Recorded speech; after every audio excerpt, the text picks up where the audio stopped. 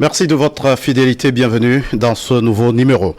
Le divorce est consommé entre la CEDEAO et les pays de l'AES. Le Burkina Faso, le Mali, le Niger ont décidé de claquer la porte à l'organisation ouest-africaine. La communauté économique des États de l'Afrique de l'Ouest a acté le 15 décembre 2024 à Abuja la rupture avec l'Alliance des États du Sahel, une sous-région désormais partagée entre deux entités et pour quelles conséquences? Analyse sur ce plateau avec Régis Onkwe. Vous êtes géopolitologue, directeur général d'Interglobe Conseil. Vous êtes aussi analyste et enseignant en géopolitique internationale et relations internationales. Merci d'avoir répondu à notre invitation. Merci, cher monsieur, de votre invitation. Alors, monsieur Onkwe, les pays de l'AES cesseront officiellement d'être membres de la CEDEAO à partir du 29 janvier 2025. La CEDEAO, finalement, un géant au pied d'argile. Oui, je pense que les commentaires sur, je dirais, le déclin de la CEDEAO ont déjà été faits et parfois surfaits sur l'idée effectivement que nous serons dans une organisation qui serait moribonde, qui serait agonisante et qui finalement n'aurait plus le droit d'espérer. Je pense que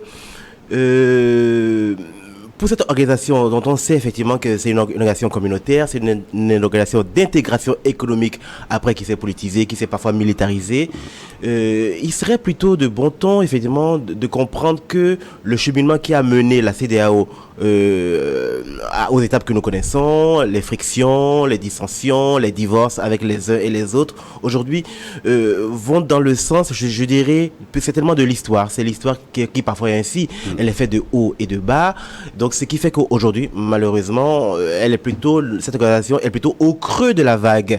Et c'est pas tant le fait de l'accabler, de l'accuser de tous les péchés d'Israël qui feront cette organisation, je dirais, le géant au pied d'argile que vous signifiez, qui est bien vrai. On parle de tigre en papier, de géant au pied d'argile. C'est pas les expressions qui manquent. Mais en tant que Ouest-Africain, en tant qu'analyste et observateur, donc justement des dynamiques à l'intérieur de cette organisation, pour moi, je mets ça sur le compte des mutations de l'histoire et qu'il serait important, il serait intéressant que justement la CEDEAO se réforme d'elle-même, qu'elle mute, qu'elle renaisse. Il est très important. Et bien sûr, on a le divorce avec les pays de l'AES, mais avant ça, la CEDEAO aussi quand même a connu des épisodes, je dirais, très critiques.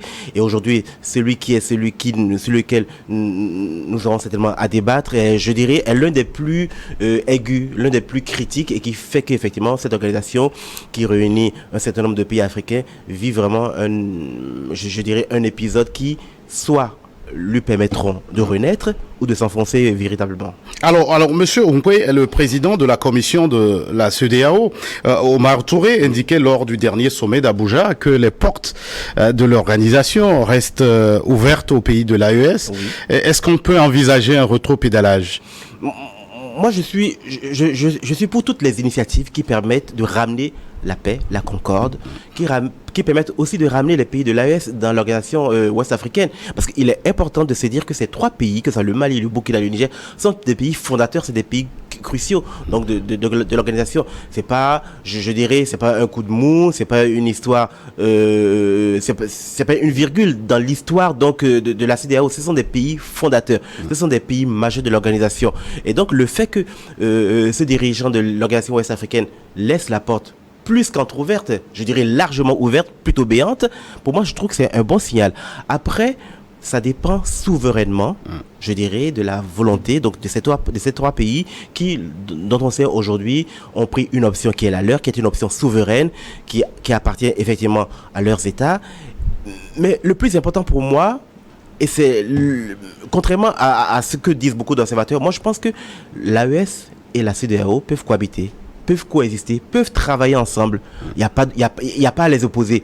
Il n'y a pas à opposer les trois pays, je dirais AES versus CEDEAO. Non, pas du tout. Je pense que dans l'histoire, tous les mouvements qui permettent d'intégrer, et là c'est le cas de l'AES, doivent être non pas combattus, mais il faut les laisser à l'exercice. Et donc il est important de voir l'exercice de l'AES, tout en espérant effectivement que ces trois pays, à un moment ou un autre, au moment où ils le choisiront, il ne faudra pas le leur imposer pour en revenir dans la maison commune. Parce que la CEDEAO, une fois encore, comme je le répète, c'est la maison commune de tous les pays ouest-africains. Alors, vous dites on ne peut pas opposer les deux entités, mais à l'origine, on ne perdra pas de vue que ce fut un bras de fer entre la CEDEAO et l'AES. Alors, est-ce que la CEDEAO n'a-t-elle pas péché par ostracisme à la suite des bouleversements que ces pays ont connus? Oui. Que la CEDEAO effectivement prenne des options, j'allais dire diplomatiques, sécuritaires, militaires, et que effectivement il y a eu ce que je peux appeler peut-être une escalade verbale, parce qu'il y a eu peut-être aussi beaucoup d'escalade verbale de part et d'autre. Bien sûr, tout ça peut être compris, mais une fois encore.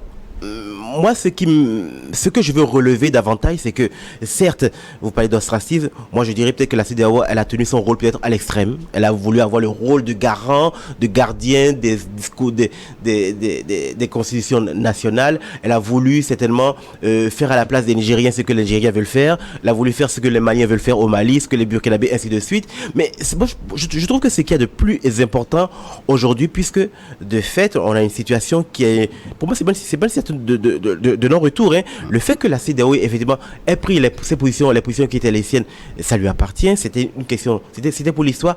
Peut-être ce qui est davantage incompris, parce que quand moi j'écoute beaucoup les gens de la société civile, quand j'écoute des observateurs et parfois de mes collègues, ils disent que la CEDEAO ait pris ses options. On peut le comprendre, mais elle aurait dû les prendre beaucoup plus tard. Et elle aurait aussi dû les prendre aussi peut-être pour aussi des régimes civils dont on sait parfois font des coups d'état dits civils ou des coups d'état constitutionnels. Donc c'est parce que maintenant il y a eu les bouleversements dont vous parlez dans ces pays qu'elle n'a fait que réagir et parfois à l'extrême.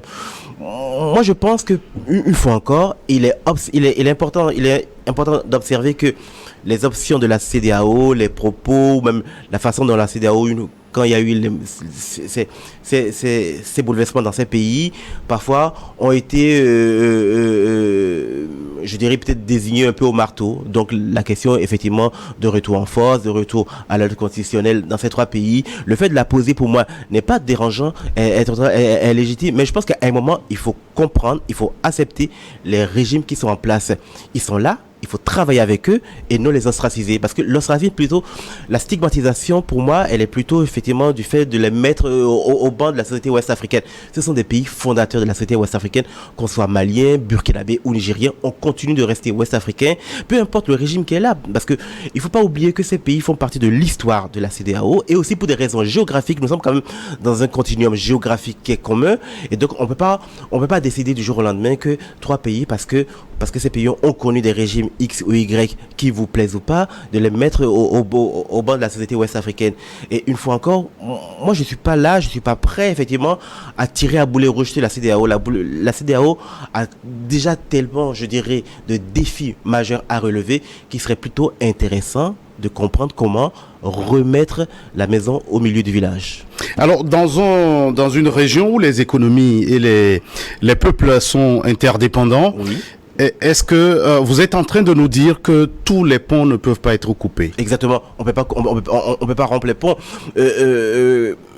Le Nigérien, le Burkinabé, le Malien, qui, par définition, surtout au moment où on parle beaucoup, il y a beaucoup de professions de foi sur le panafricanisme, sur l'intégration économique africaine, sur, je dirais, tous ces mouvements, parfois qui peuvent être très idéologiques, parfois qui peuvent être très très concrets, sur l'idée que nous formons une seule et une même Afrique, confrontée aux instabilités dans le monde. Il est important, effectivement, que on comprenne que ces trois pays, pour moi, une fois encore, et je le répéterai à l'envi, ont toute leur place dans le giron ouest-africain. Il est très très important, d'un point de vue en termes d'intégration économique, d'intégration politique, d'intégration diplomatique, sur les questions de mobilité universitaire, sur les questions d'investissement et de commerce. L'histoire a fait que, enfin je dirais l'histoire et la géographie ont fait que ces pays, une fois encore, nous nous retrouvons dans le même cercle. Donc nous sommes amenés, nous sommes condamnés à travailler ensemble. Et donc je pense qu'au nom de cette condamnation, qui pour moi est peut-être aussi est un cadeau de l'histoire, il faut continuer à mettre en place des ponts. Moi je suis pour qu'on érige des ponts et des passerelles, et non plutôt qu'on mette en place des murs et des murailles. Vous refusez alors de voir un rapport de force entre la CEDEAO et l'AES. Comment entrevoir aujourd'hui l'avenir? Je pense que Et certainement, c'est ce qui serait à l'œuvre. Et j'ai vu à travers la dernière option du nouveau président ghanéen, qui a nommé un envoyé spécial pour les pays du Sahel. C'est très, très intéressant.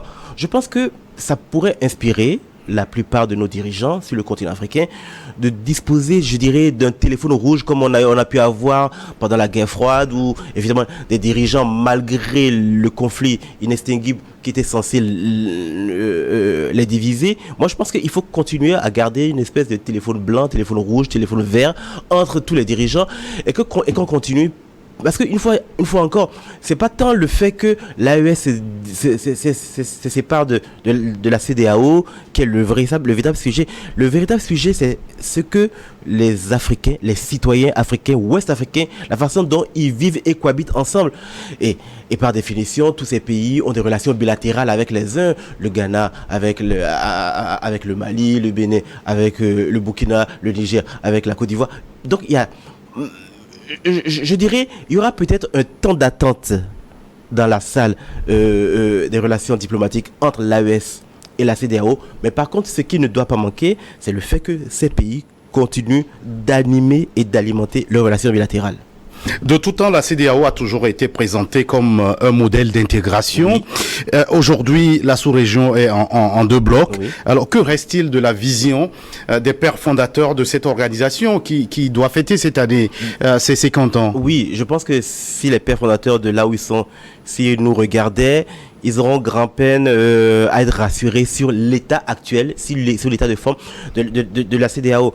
Mais une fois encore, il faut le rappeler, toute l'histoire des intégrations politiques et économiques à travers le monde ont toujours été faites, je dirais, de cassures, de ruptures, de mariage, de remariage, de divorce. Il y a toujours... Ça, c'est normal. Le fait qu'effectivement, on ait cet épisode, effectivement, pour nous, c'est une espèce de, je dirais, de nouvel âge. Mais en réalité, il y a beaucoup de pays qui, plus ou moins, pour des raisons X ou Y, parfois, se sentent moins ouest-africains, je dirais, de la vision de la CEDEAO. Et parfois, il y a certains qui sont certainement extrêmement ouest-africains.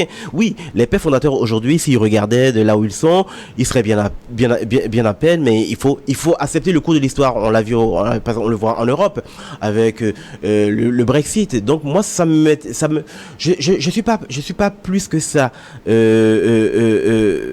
découragé, blessé ou totalement désespéré. Le fait qu'on ait un Sahel exit au sein de la CEDEAO. Pour moi, je me dis, c'est l'histoire qui est faite ainsi, mais à condition que l'histoire, si vous voulez, ne perdure et qu'on ne soit pas dans les 5, 10, 20 ans dans le même schéma. Moi, je pense qu'aujourd'hui, l'AES peut coexister au sein de la CEDEAO. Aujourd'hui composée de 3 pays, l'AES peut-elle s'agrandir avec d'autres adhésions? Récemment, le chef de la diplomatie togolaise a dit ne pas exclure cette éventualité. Oui. Alors comment est-ce que vous l'analysez? Oui, j'ai vu effectivement les propos donc de Robert Dussé, le ministre des Affaires étrangères togolais, et pour moi, je pense qu'ils vont dans le sens où effectivement les pays, quels qu'ils soient, ne doivent pas être laissés au banc de la société ouest-africaine.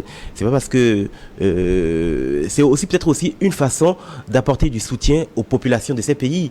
C'est aussi une façon de faire remarquer aux populations sahéliennes dont on sait qu'elles sont confrontées à des crises économiques, à des crises sécuritaires. Une fois encore, il ne faut pas oublier si tout ça a démarré aussi peut-être à l'origine, c'est parce que ces pays aussi enduraient des crises sécuritaires avec une propagation des groupes armés terroristes. Donc ce n'est pas des populations, j'allais dire, les plus bénies au point de vue sécuritaire. Donc je pense que une fois encore, le fait que le ministre togolais et certainement d'autres dirigeants sur le continent, je me dis même au-delà donc du ministre togolais, et moi je l'entends, je l'écoute beaucoup dans la société civile ivoirienne, ghanéenne, nigériane, béninoise. Il y a beaucoup de jeunes qui voient, je dirais, d'un bon œil les initiatives de l'AES, mais qui se disent très bien, tout ça c'est très intéressant, mais à condition que ça permette l'harmonie, que ça permette le développement économique, que ça permette de ramener la sécurité dans ces 3 pays. Moi, je ne suis pas plus que ça choqué. En plus, si c'est une décision qui est souverainement, si elle est décidée, si le Togo décide donc, je dirais, d'embaucher la trompette de l'AES, c'est parce que le pays l'aura décidé, le pays y aura trouvé ses intérêts à la fois économiques, diplomatiques et stratégiques, et une fois encore, pour le rappeler, c'est parce que, une fois encore, c'est peut-être aussi en soutien aux populations donc, de ces 3 pays. Alors, il se dit qu'il faut, ou c'est la raison, c'est de s'affranchir de l'hégémonie de l'ancienne puissance. Oui. Est-ce que dans le contexte actuel, on n'est pas tenté de déshabiller Saint-Pierre pour habiller Saint-Paul? Oui, bien sûr. Je pense qu'on prend le risque de déshabiller et tout le monde dans ces conditions, mais à condition de ne pas, une fois encore, et c'est peut-être un propos qui est devenu trop classique, qui est celui de dire quittons le giron de l'ex-puissance coloniale pour tomber dans le giron, clairement pour dire les choses de la Russie. Moi, je pense que ce qui est très intéressant dans l'histoire, à l'origine, quand ces 3 pays professaient dans leur intention, dans leur foi souverainiste, l'idée de se débarrasser totalement du giron français, pour moi, c'est quelque chose que je juge éminemment respectable. Il est de bon ton que 60 ans après nos indépendances, qu'on ne continue pas de rester comme des pays colonisés ou néocolonisés. Donc le fait de professer cette foi et d'agir, parce qu'une fois encore, ils l'ont pas juste dit, il y a eu des actions concrètes qui ont été prises dans ces 3 pays et qui ont montré vraiment l'acte de divorce avec la France. Une fois encore, moi je suis pour. Et je suis l'un des partisans de cette indépendance totale. Ce que les pères fondateurs que vous avez évoqués tout à l'heure ont commencé à faire, c'est certainement à la génération d'aujourd'hui de parachever l'œuvre totale de décolonisation et de prise en compte totale, de prise en charge donc d'une vraie indépendance.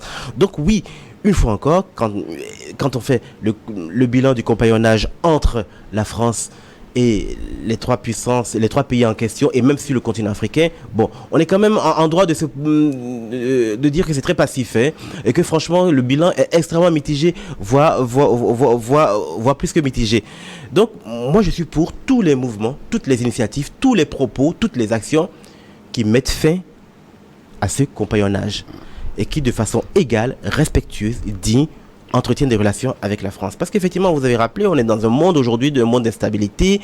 Nous sommes dans une situation internationale où on ne peut pas du jour au lendemain dire qu'on coupera le pont ou les ponts avec les puissances. On peut continuer à avoir des relations diplomatiques avec la Russie, avec la Chine, avec les États-Unis, avec l'Union européenne, du moment où nous puissions en puiser les meilleurs bénéfices. Ça ne sert à rien d'être le meilleur ami d'un gros ou d'un grand quand on n'a rien du tout. Ça ne sert à rien. Je pense qu'il est important pour nos pays, effectivement, qui veulent rompre. Et je pense qu'aujourd'hui, c'est un mouvement qui, pour moi, est global. Hein. Je le vois venir. On en parlera certainement dans d'autres pays. Il y a des actions concrètes, symboliques, et qui démontrent effectivement qu'on est rentré dans un nouvel âge des relations entre l'Afrique francophone et la France.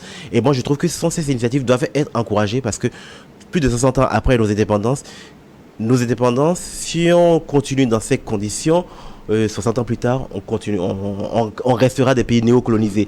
Et donc toutes les initiatives qui sont prises dans ce sens, moi il faut les encourager à condition que nous en tirions le meilleur bénéfice et que ces pays n'aillent pas une fois encore s'allier à d'autres puissances dont on sait qu'en réalité ne visent que leur intérêt et surtout leur prospérité économique à travers nos sous-sols. Régis Onkwe, nous allons marquer une toute petite pause le temps d'une nouvelle édition du journal sur votre chaîne. Merci.